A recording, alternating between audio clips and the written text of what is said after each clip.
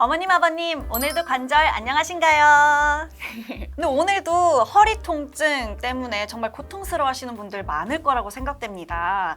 그래서 이 허리 통증을 일으키는 대표 질환, 허리 디스크와 척추관 협착증의 비수술적 치료법에 대해서 오늘은 알아볼 텐데요. 그리고 이러한 비수술적 치료법이 근본적인 해결책이 될 수 있는지 정형외과 서희수 원장님과 함께 알아보도록 하겠습니다. 원장님 안녕하세요. 네, 안녕하세요.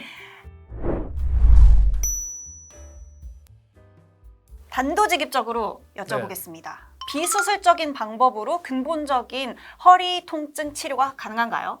결론부터 말씀을 드리면 하지 마비가 있거나 혹은 대소변 장애가 있지 않은 대부분의 척추 질환은 이 비수술적인 치료 방법으로 원인 치료가 가능합니다. 정말 반가운 소식이네요. 물론 이 척추 질환은 이 퇴행성 질환이기 때문에 완치가 목표가 아니고 증상 완화가 목표인데요.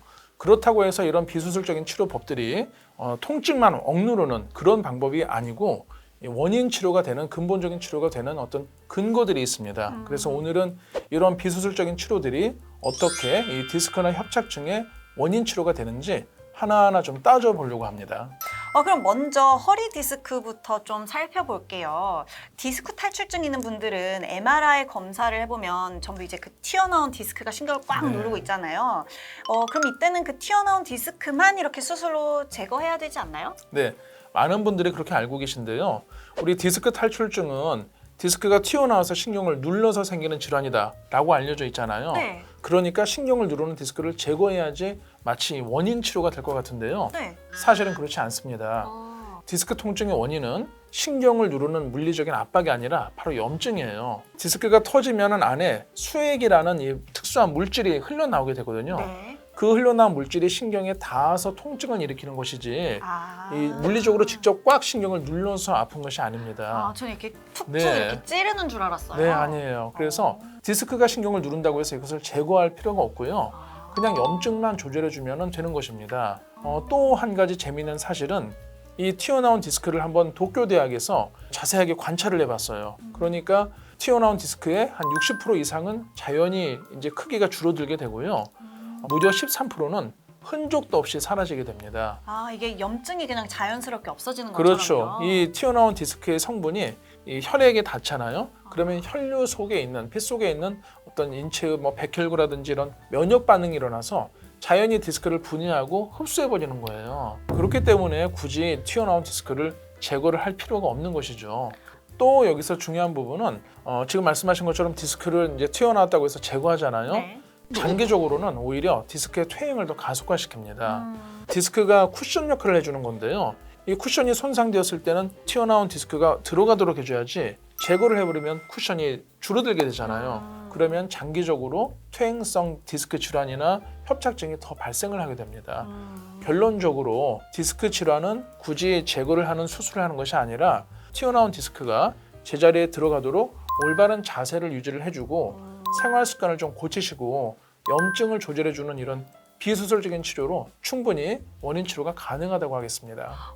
정말 놀라운 사실이네요. 그럼 이번에는 척추관 협착증에 대해서 여쭤볼게요. 네네. 이게 그 신경관이 좁아지면서 신경이 압박이 되고 공간이 이제 협착이 되고 이러면서 네. 이제 통증이 생긴다고 말씀하셨었는데 네. 그러면 자연스럽게 뭔가 물리적인 해결이 필요할 것 같거든요. 네. 이게 근데 비수술적 방법으로도 이 협착을 해결할 수가 있는 건가요? 예. 잘 물어봐 주셨는데요. 이 진료를 하다 보면은 이 MRI 검사를 막 들고 오셔서 헐레벌떡 물어보시는 경우가 있어요. 네. MRI 검사상에서 신경에 꽉 목이 졸려 있다, 협착이 되어 있으니까 바로 이 협착을 풀어주는 어떤 수술을 해야 된다라고 듣고 오시는 경우가 많이 있는데요. 네. 중요한 점은 이 협착증에서 증상은 협착과 별 관계가 없다는 점입니다. 척추관 협착증, 신경관이 이렇게 좁아져서 협착되어 어떤 증상을 일으키는 질환이다라고 알려져 있는데 증상이 협착과 별 관계가 없다니까 좀 놀랍지 않습니까? 네.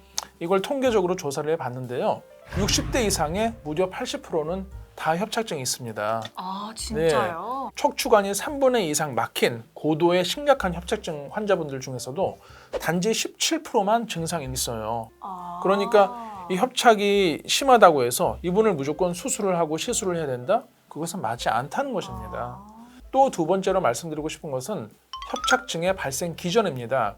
이 척추관 협착증은 신경이 지나가는 통로가 좁아지는 질환이라고 알고 계신데요. 네.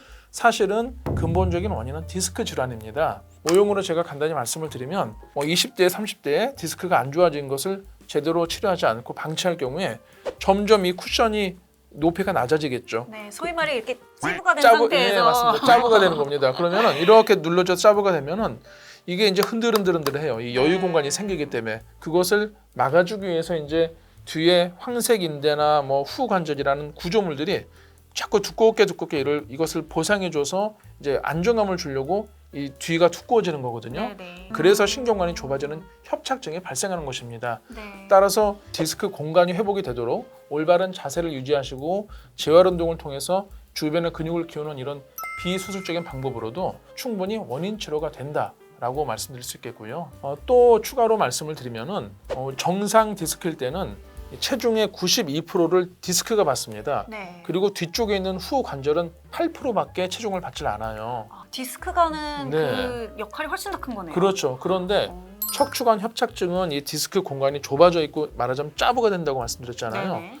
이때는 여기가 제 기능을 못하기 때문에 뒤쪽의 후 관절이 체중의 40%를 무려 받게 됩니다. 아. 8%에서 40%나 체중이 갑자기 실리게 되니까 뒤쪽에 있는 관절들이 문제가 생기고 관절염이 발생을 하는 것이에요. 그래서 실제로 미국의 켄터키주의 병원에서 조사를 해보니까 척추관 협착증 통증의 절반은 뒤쪽의 후 관절 통증이다. 네. 이런 보고가 있고요. 따라서 최근에는 이 협착을 막 무조건 푸는 것이 아니라 이 뒤쪽의 후 관절이나 구조물들을 강화하고 보강하는 후 관절 강화술이라는 치료를 많이 시행을 하고 있습니다. 후 관절 강화술. 네. 이게 뭔가요? 네. 척추관 협착증은 앞에 디스크가 부실해서 이 뒤쪽에 무리가 되는 그런 질환이라고 이해하시면 되는데요. 네. 척추 뒤쪽에 후 관절에 관절염이 생긴 부분을 이 연골이나 인대를 재생해주는 방법이에요.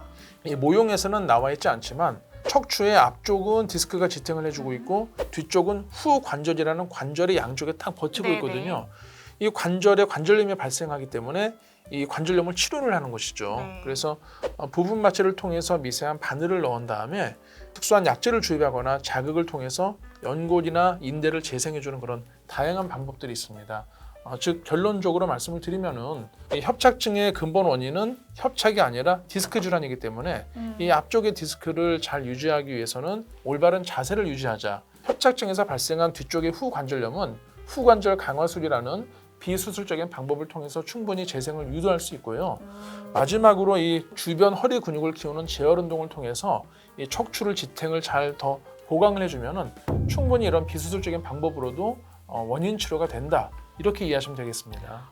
그렇군요. 근데 또 이 비수술적 치료법에 굉장히 다양한 시술이 있잖아요. 네. 그러면 어떤 시술을 할 거다 이렇게 결정하기 전에 뭐 저희가 꼭 알아야 하는 그런 주의사항이 있을까요? 네, 말씀드린 것처럼 대부분의 이 척추 질환은 비수술적인 치료법을 통해서 증상 완화가 가능합니다.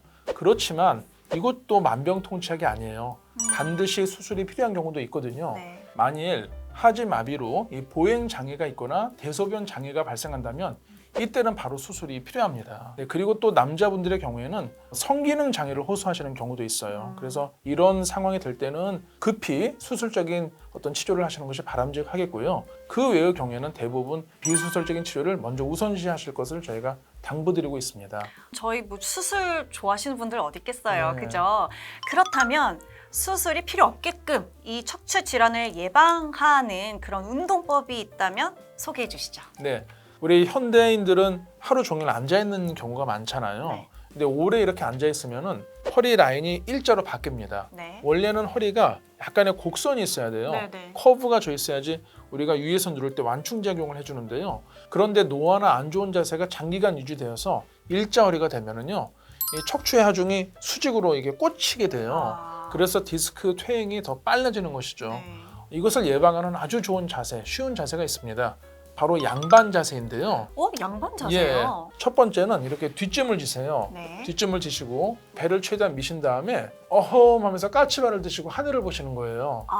예, 뒷짐 지시고 배를 내밀고 까치발을 딛는다. 어허m.